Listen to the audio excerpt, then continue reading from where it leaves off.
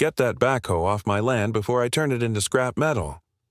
That's the line I actually shouted, barefoot in my own pasture, while a diesel engine roared and a trench split open across my property like a scar.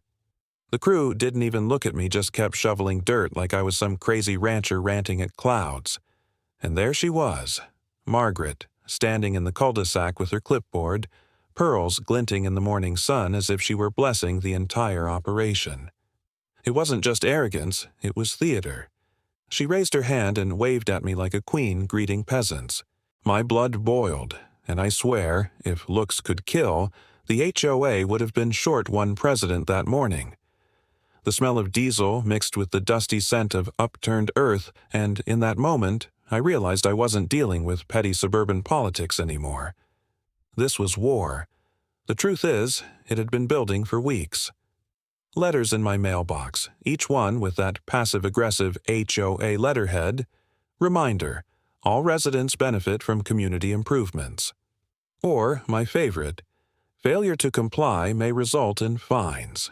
Except I hadn't asked for any improvement, and certainly not one that cut across my pasture where my horses grazed.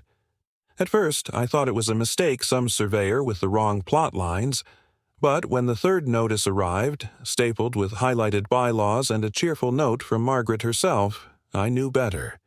This wasn't incompetence. It was a land grab. Margaret had been president of the HOA for nearly a decade, the kind of woman who wore stiff blazers even when gardening.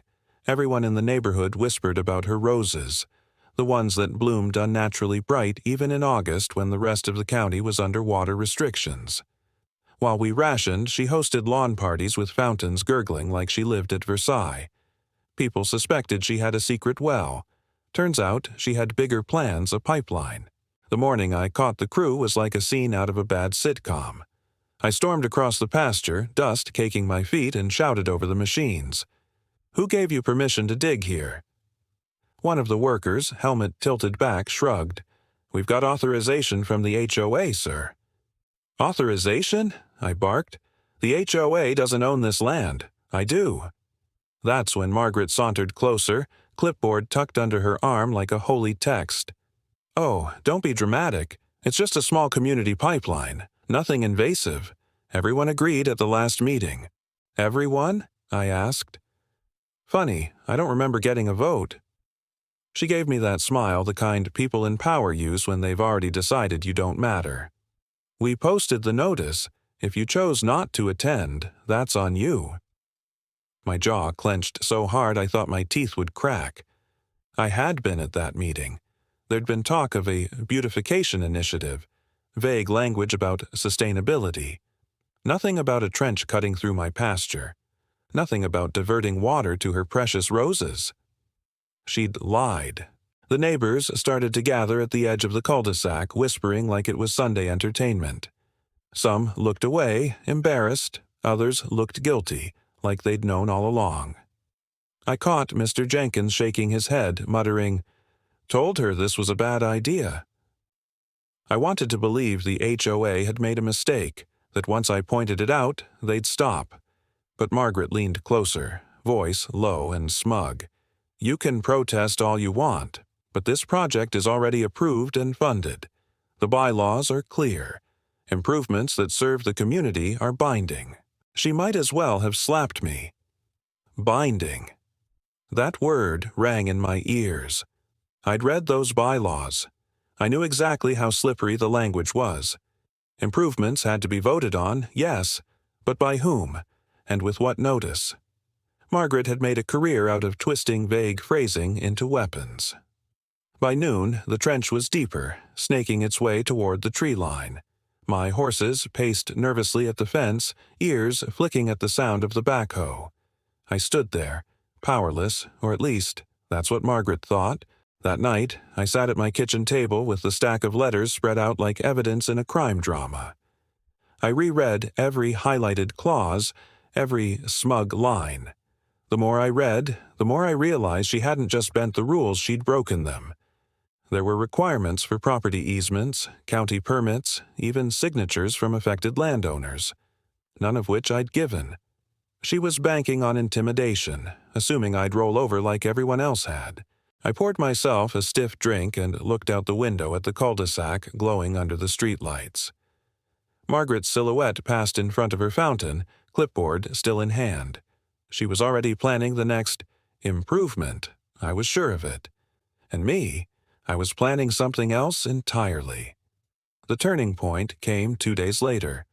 I walked into the HOA office, really just a converted spare room in Margaret's house with my boots still dusted from the pasture.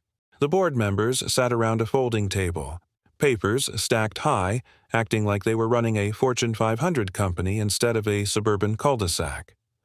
Margaret started her usual spiel about community unity, but I cut her off. "You're trespassing, you're stealing, and unless you want this in front of the county commissioner, you'll shut that pipeline down." The room went silent. Her cronies shifted uncomfortably, eyes darting anywhere but mine. For the first time, Margaret's smile faltered, just a crack. But then she leaned back, smugness returning like armor. "Go ahead, call whoever you like. By the time they get involved, the pipeline will be finished. And then what? You can't undo progress." That was it the moment I knew she wouldn't stop. The only way to win wasn't to fight her in her little boardroom. I had to think bigger, dig deeper than she ever could. I walked out without another word, the slam of her door echoing down the quiet street. The trench kept growing. My pasture kept bleeding. And Margaret, she kept smiling, certain she'd already won. What she didn't know, what none of them knew, was that I'd already started digging in my own way. And not with a backhoe. "Eminent domain, sweetheart. Look it up." That's what Margaret hissed at me, standing in front of the town council like she was testifying before the Supreme Court instead of a half-asleep panel in folding chairs. The fluorescent lights buzzed overhead, her pearls glinting every time she lifted that battered clipboard like it was a holy relic. The words hit me like a slap. Eminent domain? From an HOA. That wasn't just bending the rules that was ripping them up, lighting them on fire and dancing in the ashes. Neighbors shifted in their seats, some smirking, others whispering like this was the finale of a reality show. And me? My heart was pounding so loud I could barely hear the gavel when the chairwoman tried to call order. The meeting had been tense from the start. Word of the pipeline spread fast, and residents were split down the middle. Half the neighborhood had brown, crunchy lawns and dying flower beds, while Margaret's block looked like it had been plucked straight out of a landscaping magazine. People knew something was off, but Margaret was a master manipulator. She framed it as a sustainability project, promising reduced water bills and shared prosperity. What she didn't say was that the pipeline's main valve conveniently ran under her yard first. I had come prepared. A binder of county codes, photographs of the trench cutting through my pasture, and copies of the letters she'd mailed. I was ready to expose her. But Margaret struck first. She marched up to the podium, flipped her clipboard open, and held up a highlighted section of the HOA bylaws. "Section 4B, she said in her clipped voice. "The association retains authority to enact community improvements benefiting the collective good, including, but not limited to, the acquisition of easements. This is not just allowed, it's mandated." She locked eyes with me, that smug little smirk tugging at her lips. I stood up. "That's not eminent domain, Margaret. That's not even close. Easements require landowner consent, and you don't have mine." She flipped a page, and that's when the real gut punch landed. "Actually, we do." She held up a sheet of signatures neighbors I knew, names I recognized, scrawled at the bottom of a petition I had never seen. My stomach dropped. "Fraud," I snapped. "Those are forged." A murmur swept through the room. Mr. Jenkins squinted at the page, muttering, "I didn't sign that." But Margaret pressed on, voice dripping with authority. The board voted. The community agreed. If one man wants to hoard resources at the expense of his neighbors, that is his choice, but he cannot halt progress. Her cronies nodded in unison, like bobbleheads. The vice president, a wiry man named Carl, chimed in. "This is about fairness. Some people get unlimited pasture irrigation while others can't even keep their azaleas alive. I wanted to laugh. My pasture irrigation was a rusty trough and a windmill pump. Meanwhile, Margaret's lawn looked like it belonged on the cover of Better Homes and Gardens. I took a breath, forced my voice steady. What you're doing is illegal. County permits don't allow utility lines without explicit consent from affected property owners. You bullied people into signing that petition, and the signatures that aren't forged were coerced. That's when Margaret leaned in close enough for only me to hear. The thing about paper trails, she whispered, is they say whatever I want them to. The rage that surged through me was volcanic. I wanted to stand on that table and shout the truth until the rafters shook. But I looked around, really looked at the faces in the room. Fear, fatigue, resignation. They'd been under her thumb for so long, most of them were just grateful it wasn't their pasture being torn up. Still, there were cracks. Jenkins spoke up louder this time. "Margaret, I didn't sign that. You know I didn't." A couple of others nodded, murmuring agreement. For a split second, her mask slipped. The pearls, the blazer, the smug certainty it all faltered as the room began to shift against her. She recovered quickly, banging her clipboard against the table like a gavel. "This discussion is closed. Construction is underway, and it will not be stopped. If anyone has concerns, they can file a formal complaint." The board moved to adjourn, their usual tactic when Margaret felt the tide turning. I stayed seated, heart still hammering, but something inside me clicked into place. This wasn't just about one trench. This was about control. Hers, mine, the neighborhood's. And if she wanted a war of paperwork and signatures, fine. I'd fight fire with fire. As the room emptied, Margaret strolled past me, perfume thick and cloying, whispering, "By the time you figure out how to stop me, the pipeline will be finished." I didn't answer. I didn't need to, because in that moment, the anger hardened into something sharper, colder. I wasn't just going to stop her, I was going to unravel her. Outside, the night was hot and heavy, cicadas screaming in the trees. Neighbors lingered in clusters debating what they'd just seen. Some gave me sympathetic looks, others avoided my eyes altogether. And Margaret? She climbed into her SUV like a conquering general, headlights sweeping across the town hall steps as she drove away. I stood there in the glow of the streetlights, clutching my binder. For the first time, I wasn't thinking about the trench. I was thinking about water, where it came from, who owned it, and how, if I played this right, I could turn her own pipe into a noose. I watched it sputter from my porch, water coughing out in weak spurts before collapsing into silence. Her once immaculate lawn browned at the edges within hours, and by the next morning, the fountain out front her pride and joy sat as dry as a birdbath in the desert. Neighbors gathered in driveways, whispering, panic written all over their faces as they twisted knobs and flipped switches, only to find their pipes gurgling with nothing but air. Margaret stormed out in her robe, hair in curlers, shrieking about sabotage. And me? I just sipped my coffee and enjoyed the view of her roses sagging like a defeated army.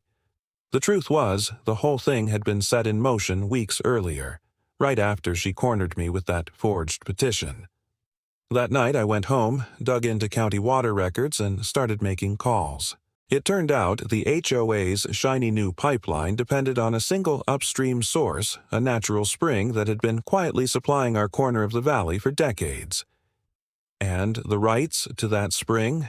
They were privately owned, or at least they had been, because after a few meetings, some paperwork, and a not-so-modest check, those rights belonged to me.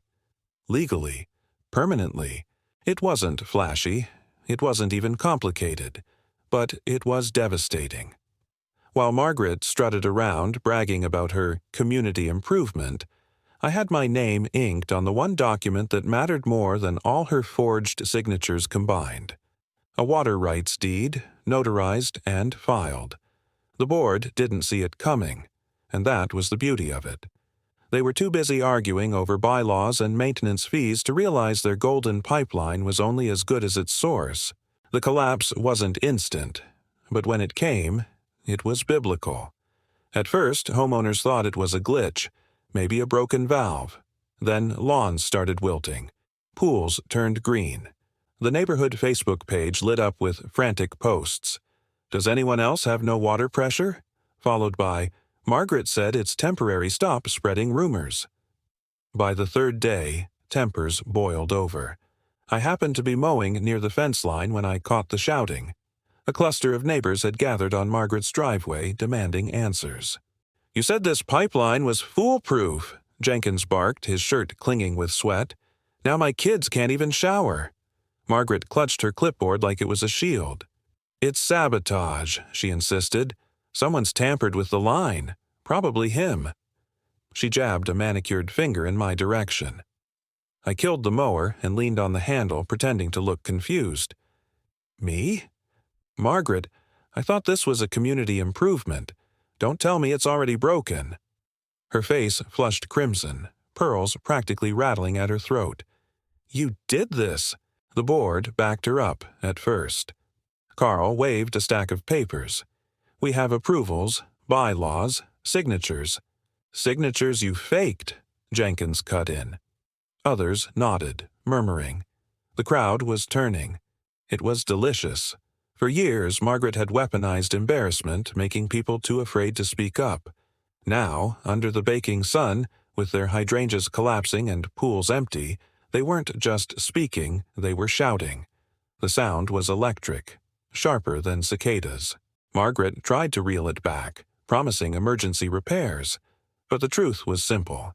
The spring was dry to them, flowing only where I allowed, and I had no intention of turning the valve back on. A week into the drought, the HOA called an emergency meeting. I showed up early, binder under my arm, and took a seat right up front. The room stank of frustration sweat, damp clothes, and the faint mildew of a community center that had seen too many bad decisions. Margaret stood at the podium, face drawn, pearls swapped for a gaudy scarf like she thought a costume change might fix everything. "The disruption is temporary," she announced. "We're coordinating with county utilities." "Liar," someone muttered. Another shouted, "My garden's dead because of you."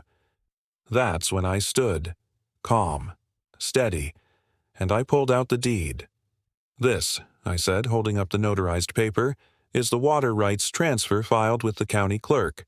The source your pipeline depends on, I own it, legally. Every drop runs through me." You could have heard a pin drop. Margaret's mouth opened, closed, then opened again like a fish gasping on dry land. Carl stammered something about bylaws superseding, but I cut him off. Bylaws don't trump state law. You forged signatures, bullied neighbors, and lied about what this project really was. I didn't sabotage anything. I just signed on the dotted line before you did. The room erupted. Neighbors shouted, some laughing outright. A woman in the back actually clapped. Margaret slammed her clipboard down so hard a pen skittered across the floor. "This isn't over," she snarled. And maybe it wasn't. But in that moment, everyone knew the tide had turned. The board members whispered among themselves, panic in their eyes.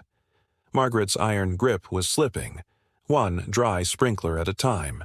I walked out into the night, cicadas buzzing louder than ever, the summer air thick and sweet. For the first time in months, I felt the weight lift off my shoulders. But I also knew Margaret. She wasn't the type to surrender gracefully. She'd claw, scrape, and scheme her way into one last stand. As I reached my truck, headlights flared behind me. Her SUV rolled up slow, engine growling low. Margaret's window slid down, and in the glow of the dashboard, her eyes glittered with something colder than rage. "You think you've won," she said softly, "but you have no idea what I'm willing to do." Then the window rolled up, and she drove off into the dark. I stood there in the gravel, water rights deed clutched tight, and realized the pipeline war was just the beginning.